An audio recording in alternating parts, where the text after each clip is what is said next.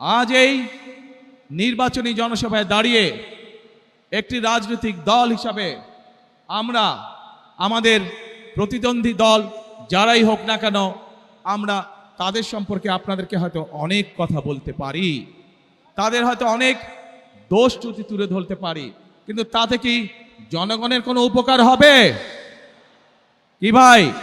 আমরা যদি সমালোচনা করার স্বার্থেই যদি সমালোচনা করে দেশের সাধারণ মানুষের কি তাতে কোনো উপকার হবে?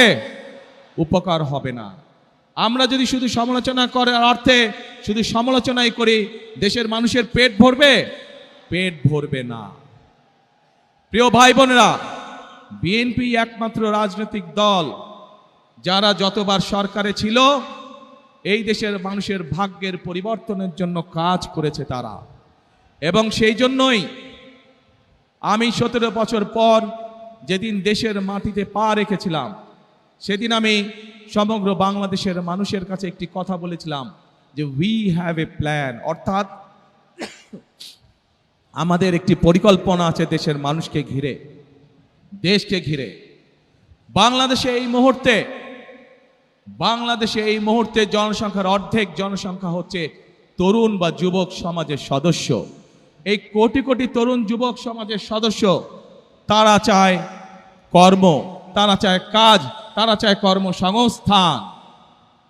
এই যে চট্টগ্রাম বাংলাদেশের ব্যবসা বাণিজ্যের প্রাণকেন্দ্র, সেই চট্টগ্রামের মানুষ সহ সারা বাংলাদেশের মানুষ চায় একটি নিরাপদ পরিবেশ, যেই নিরাপদ পরিবেশে তারা ব্যবসা বাণিজ্য করতে পারবে, বাণিজ্যিক সুবিধা তারা চায়।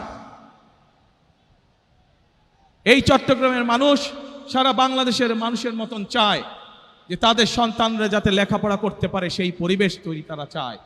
এবং সেই জন্যই আমরা বলেছি আপনাদের রায় 12 তারিখে ইনশাল্লাহ আমরা সরকার গঠনে সক্ষম হলে আমরা আমাদের প্রাইমারি শিক্ষা ব্যবস্থা সহ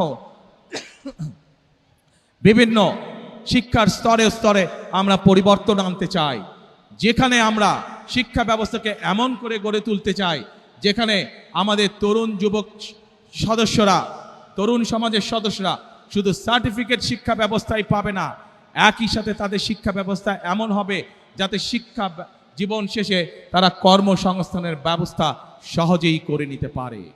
এবং সেজন্যই আমরা বলেছি যে আমরা হয়তো আপনাদেরকে বলতে পারি অমুক জায়গায় এত বেডের হসপিটাল করব, তমুক জায়গায় এত বেডের হসপিটাল করব, কিন্তু আমরা তা বলতে চাই না আপনাদেরকে। বরং আমরা চাই গ্রামের মানুষের কাছে, গ্রামের নারীদের কাছে, গ্রামের শিশুদের কাছে স্বাস্থ্য সেবা তাদের ঘরে ঘরে পৌঁছে দিতে। এবং সেজন্যই আমরা 1 লক্ষ হেলথ কেয়ারার নিযুক্ত করার পরিকল্পনা গ্রহণ করেছি, যাতে করে মা বোনেরা এবং শিশুরা ঘরে বসে কম বেশি চিকিৎসা সুবিধা পেতে পারে। Next level, well done, side by side, free.